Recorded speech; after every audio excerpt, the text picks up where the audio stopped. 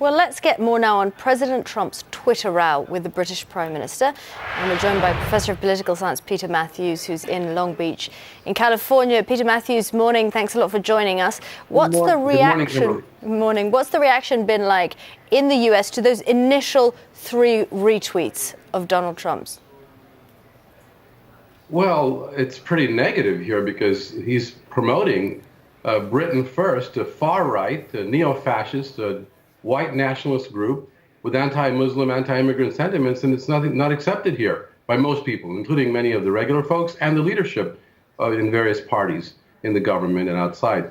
But do people understand? But do people understand what this group stands for, and does that include his support, his supporters? Do they understand?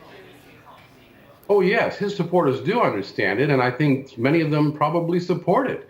But they are the minority, Kimberly. They're 35% at the very most of the voting population, and they're going slightly down in numbers these days. But thus, he's trying to hang on to that group because he wants to win the next election, and he hopes there'll be 2 candidates running against him, not one, because he can't win if one candidate runs. But the key here is this type of hate-filled tweet and retweet is something that his supporters, many of them like, and they support it. But the vast majority of Americans are against it, and they see right through this despicable things that it is.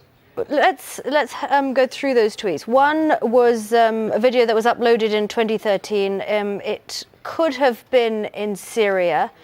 One was the Dutch Public Prosecution Services say that the person who was arrested for the attack was born and raised in the Netherlands and wasn't a migrant. The other one was in Alexandria, originated from riots that took place in Egypt in 2013. Those involved were prosecuted and one man was executed. How are people dealing with what some could see as hypocrisy from a president who retweets without fact-checking?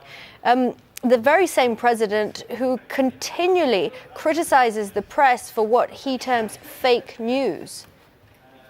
Exactly. It's total hypocrisy, and many people in the United States, the majority again, are seeing right through it. But of course, his followers are blinded by their loyalty, and it's so clear that this was a setup, and the Dutch government said the person that Trump was saying had done this was really born in the Netherlands and raised there. He was not a Muslim immigrant. So you're right about all of this phoniness, and he talks about fake news. He should turn inside and look at himself and what he's saying. That's fake a lot of the time. And he's losing credibility, Kimberly, even with world leaders. And this is a real problem. Yeah, well, let's look at it. Let's look at diplomacy and how that's playing out. If there is any diplomacy involved here, he initially tweeted the wrong Twitter account. He said, Theresa May, don't focus on me, focus on the destructive radical Islamic terrorism that is taking place within the United Kingdom. We are doing just fine. What do you think this is going to do for diplomatic relations between the US and its biggest ally, the UK? Well, first of all, the Prime Minister was absolutely spot on in telling Donald Trump he was totally wrong and he should not be doing this. And then the president indefensibly comes back and attacks her and devalues the relationship between the 2 strongest allies in the world. This is horrible. And he just needs to know that this is going to have major ramifications. He needs all the friends he can get. The United States does, especially now with this crisis in North Korea and with North Korea, which he's exacerbated, I must say, in many ways.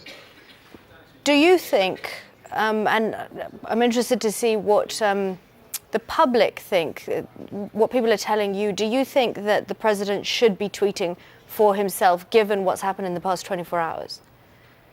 Absolutely not. And this is the apex of the fiasco of tweeting that he was told a long time ago to stop doing. And remember when John Kelly was brought on, the general, to be his chief of staff? Everyone was hoping that Kelly would be able to slow down and maybe eliminate Trump's tweets and get it under control. But he wasn't able to. And now Kelly has come out and told publicly, I'm not even trying to stop the president anymore, because he probably can't. And this is a disaster unless the president really stops these tweeting and really realizes what's going on with this. Okay, Peter Mathews, thanks a lot for talking to us this morning.